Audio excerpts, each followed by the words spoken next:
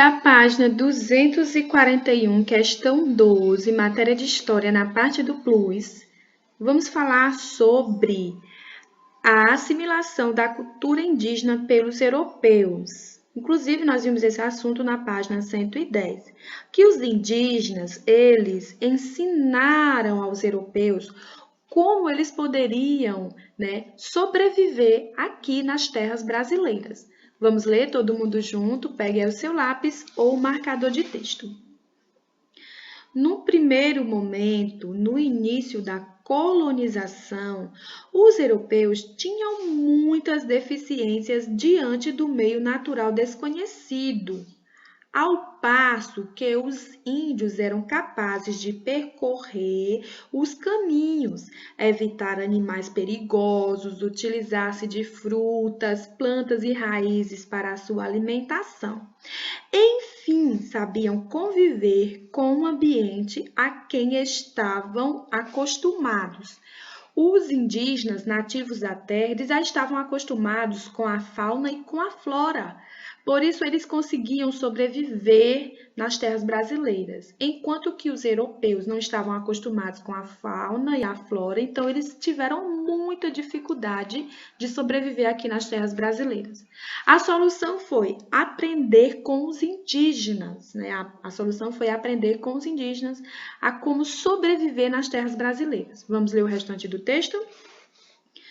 Foi com os índios que os europeus aprenderam a caçar e pescar nas matas e rios brasileiros, a colher a mandioca, livrar-se de seu veneno, a cultivar o milho, o fumo, a batata doce, a alimentar-se com frutas e animais exóticos, a lidar com os terríveis insetos e com os caprichos do clima. Vamos marcar essa informação porque ela é muito importante. Vamos lá? Pega aí o seu lápis ou o marcador. Foi com os índios que os europeus aprenderam a caçar e a pescar nas matas e rios brasileiros, a colher a mandioca e livrar-se de seu veneno, a cultivar o milho, o fumo, a batata doce, a alimentar-se com frutas e animais exóticos, a lidar com os terríveis insetos e com os caprichos do clima. Vocês marcaram essa informação? Vocês perceberam como os europeus aprenderam muito com os indígenas colaboraram bastante com a sobrevivência dos europeus aqui no Brasil, não é isso? Vamos aqui a bolinha verde, vamos lá? Com base nas informações acima, é correto afirmar que os colonizadores foram influenciados pela cultura dos indígenas. Isso é verdade, então a resposta é sim. Mas vocês têm que justificar a sua resposta. Como é que vocês vão justificar a sua resposta? Não tem esse pedacinho aqui que a gente marcou? Você vai estar utilizando informações desse pedacinho. Claro que vocês não vão utilizar todas as informações, porque aqui nós só temos duas linhas. Vocês não vão usar, todas as informações, porque aqui nós só temos duas linhas. Então, vocês vão realizar um pequeno resumo, ou seja, vocês vão selecionar as informações mais importantes para colocar aqui nessas duas linhas, tá bom? Não coloca tudo isso, não. Você seleciona as informações mais importantes e coloca aqui nas duas linhas, tá certo? Vamos à página 242, vamos aqui à questão 13. Leia o trecho abaixo sobre os africanos e responda aos itens a seguir. Vamos à leitura desse trecho, vamos lá? Todo mundo junto. Muitos portugueses que vieram ao Brasil tinham o objetivo de ocupar a terra e enriquecer. Eram os colonos. Com o surgimento das fazendas de cana-de-açúcar, esses colonos precisavam de mão de obra para trabalhar na lavoura. Aí a gente vai aqui dar uma olhada nessa imagem. Vamos fazer uma leitura de imagem. Preste bastante atenção aqui na leitura de imagem e na explicação da tia Júlia, porque vai auxiliar vocês a responder a questão A e B, tá certo? Vamos lá? Pela imagem, podemos perceber que as pessoas vindas da África para trabalhar nas lavouras, elas não estão com o rosto satisfeito. Observe que elas não estão com o rosto satisfeito. Observe também que elas estão com as mãos amarradas. Elas estão com as mãos amarradas. Os africanos vieram para o Brasil como escravos. Eles eram capturados lá na África, eram vendidos e trazidos não só para o Brasil, mas também para muitos outros países para trabalhar como escravos. Triste, né, gente? Muito triste isso. Isso não é correto. Forçar uma pessoa a realizar ou fazer alguma coisa que ela não deseja. Essas pessoas, elas não recebiam salário nenhum. Essas pessoas não recebiam salário nenhum. Não é à toa, gente, que os donos de engenho de açúcar ficaram muito ricos, pois a mão de obra da fazenda inteira era escrava. Todos os serviços eram feitos por escravos. Esses escravos não recebiam nada. Então, por não receber nada, quem ficava rico era o senhor de engenho.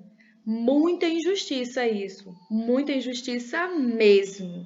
Né? A gente não pode fazer ninguém de escravo. As pessoas têm que ter a sua liberdade. Isso é um direito. Todo mundo tem direito à liberdade. Vocês prestaram atenção na explicação? Pois vamos aqui à pergunta da letra A. Como os colonos portugueses conseguiam os africanos para trabalhar nessas fazendas? Gente, como é que eles conseguiam? De que forma eles conseguiam, né, os africanos para vir trabalhar nas terras brasileiras, nas fazendas? Como é, gente? A tia Júcia explicou, não explicou? Vamos aqui à letra B. Os engenhos de açúcar trouxeram muitas riquezas para os colonos, graças à exploração da força de trabalho dos africanos. Explique essa afirmativa. Como a tia Júcia já falou, eles não recebiam nada em troca, eles só trabalhavam. Então, quem ficava rico eram os senhores de engenho. Vocês entenderam direitinho? Caso contrário, tenha ficado alguma dúvida, você pode estar me perguntando, tá certo? Vamos à leitura da questão 14, vamos lá? A leitura da questão 14 começa na página 242 e termina na página 243. Vamos ler todo mundo junto. Nos caminhos por onde passavam os bandeirantes, eram fundadas vilas que, com o tempo, cresciam ao receber novos moradores em busca de novas terras. Esses moradores, longe das facilidades das vilas mais antigas, atraíam mascates, próxima página, e tropeiros, aqueles comerciantes nômades que também ajudavam a aumentar o comércio interior da colônia, formando assim uma espécie de ciclo populacional que ajudava no aumento dessas pequenas vilas.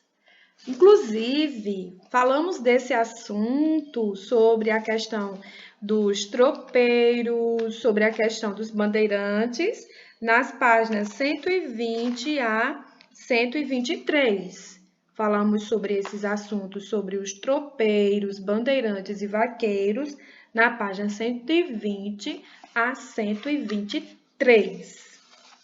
Ficou claro para a gente que eles foram muito importantes, né, na formação de vilas e cidades do nosso país.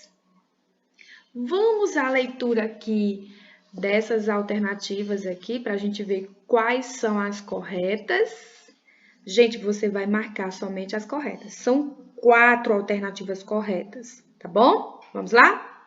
Alternativa A. A ocupação do interior do Brasil foi um importante trabalho realizado pelos bandeirantes? Verdadeiro ou falso? Isso, muito bem. Você mostrou que lembra do assunto. Parabéns. Vamos à alternativa B. As vilas fundadas pelos bandeirantes iam crescendo com a chegada daqueles que buscavam novas terras. Você lembra dessa informação? Você acredita que ela é verdadeira ou falsa? Muito bem, parabéns. Vamos à alternativa C. Os moradores das novas vilas tinham as mesmas condições de vida oferecidas pelas vilas mais antigas. Verdadeiro ou falso? Muito bem, muito bem. Alternativa D. Os tropeiros vendiam aos colonos novas terras que eram descobertas pelos bandeirantes. Gente, essa alternativa ela é verdadeira ou falsa? Preste bastante atenção, tá bom? Vamos à última alternativa? Os moradores das novas vilas precisavam negociar com os tropeiros a compra de alimentos, roupas e ferramentas de trabalho. Vocês lembram dessa informação? Essa alternativa é verdadeira ou falsa? Isso, muito bem. Agora vamos à questão 15. Vamos à questão 15, que começa na página 243 e termina na página 244. Vamos ler esse texto que fala sobre os vaqueiros. Vamos lá? Preste bastante atenção na leitura. Vamos ler todo mundo junto. Montar uma fazenda para a criação de gado não exigia grandes investimentos. As instalações eram simples. Bastava uma pequena casa coberta de palha, currais e algumas cabeças de gado. Simples, né? Como eram as instalações? Bem simples. Casa coberta de palha, currais e algumas cabeças de gados. Era somente isso que tinha na fazenda. Só isso na instalação de uma fazenda no período colonial. A mão de obra era reduzida. Era formada pelo vaqueiro e seus auxiliares, os fábricas. Bom, a mão de obra era somente os vaqueiros e os seus auxiliares. Não tinha outra mão de obra. Não tinha outras pessoas na fazenda, somente eles. O proprietário, em geral, morava longe, às vezes em seu engenho no litoral. As fazendas eram no interior e os proprietários moravam no litoral, ou seja, eles moravam perto da praia, bem distante das fazendas. E mantinham pouco contato com sua propriedade. O vaqueiro dirigia a fazenda, recebendo um percentual das crias ao final de 5 anos. A vida dos ocupantes do sertão era difícil, abundância só de carne e leite. Então, vamos dizer que a base do alimento deles era a carne e o leite, como vai citar aqui no texto, a mandioca, tá bom? Usava o leite coalhado ou como queijo, apenas para o próprio consumo, sem comercializar o produto. A farinha de mandioca, legado dos índios, juntou-se à carne, originando a paçoca, ainda hoje consumida pelos vaqueiros. Essa paçoca aqui, ela é feita de carne, mas a paçoca que a tia Júcia apresentou no dia que ela estava falando sobre o patrimônio material e imaterial, é feita de amendoim, mas essa aqui dos vaqueiros é feita de carne, farinha de mandioca e carne, tá bom? Então, a alimentação deles era basicamente carne e leite. Vocês entenderam direitinho? Isso, muito bem. Vocês vão precisar dessas informações para responder a página 244, tá bom? Vamos aqui à questão da página 244, tá certo? Vamos relacionar a segunda coluna com a primeira. As instalações das fazendas. 2, a mão de obra utilizada. 3, o proprietário da fazenda. 4, os hábitos alimentares dos vaqueiros. Essas informações estão aqui no texto da página 243. Vamos lá? Moravam longe e mantinham pouco contato com a fazenda. É o número 1, o número 2, o número 3 ou o número 4? Isso, muito bem, você prestou atenção nas explicações. Vamos para o segundo parêntese. Se resumiam ao consumo de carne, leite e farinha de mandioca. É o número 1, o número 2, o número 3 ou o número 4? Muito bem. Eram simples, com uma casa pequena, coberta de palha, currais e algumas cabeças de gado. É o número 1, o número 2, o número 3 ou o número 4? Muito bem. Isso. Enquanto a tia Jússi vai lendo, você já vai, marcando, você já vai fazendo a relação entre as colunas. Vamos lá? Era formada pelos vaqueiros e os seus auxiliares. É o número 1, número 2, número 3 ou o número 4? Isso. Muito bem. Questão 16. Patrimônio é o conjunto de bens materiais e imateriais que revelam a história de um lugar, de seu povo e sua relação com o ambiente. Escreva 3 exemplos de construções que são consideradas patrimônio histórico material de sua cidade. Nós vimos aqui nesse assunto várias vezes, em vários momentos, sobre o patrimônio material. Inclusive, falamos sobre o aqueduto, sobre o chafariz, que hoje eles são como pontos de referência da história do abastecimento de água no nosso país, não é verdade? Todos os lugares têm seu patrimônio histórico. O patrimônio histórico, ele representa a luta e o progresso de um povo. Nossa cidade tem seu patrimônio histórico também, né? Ele tem seu patrimônio histórico, que pode ser uma rua, uma praça, uma escola, uma igreja. Inclusive, vocês apresentaram um vídeo sobre o patrimônio material da nossa cidade.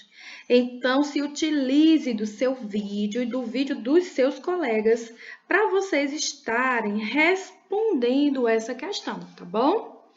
Tá certo? Porque nossa cidade também tem seu patrimônio material, certo? Questão 17. Falamos aqui na questão 16 sobre o patrimônio material. Agora vamos falar do patrimônio imaterial. Vamos falar da gastronomia. Por que a gastronomia é considerada um patrimônio imaterial? Porque o preparo da comida, os segredos, dos temperos, o modo de servir, é uma coisa que é passada de geração em geração de maneira oral. Por isso que é considerado um patrimônio imaterial. Por exemplo, na minha família, como eu já expliquei para vocês, nós temos um jeito de fazer o bolo de milho, certo? Então, isso foi passado de geração em geração. Eu aprendi com a minha mãe, que aprendeu com a mãe dela, que aprendeu com a mãe dela e assim por diante. Vocês entenderam direitinho?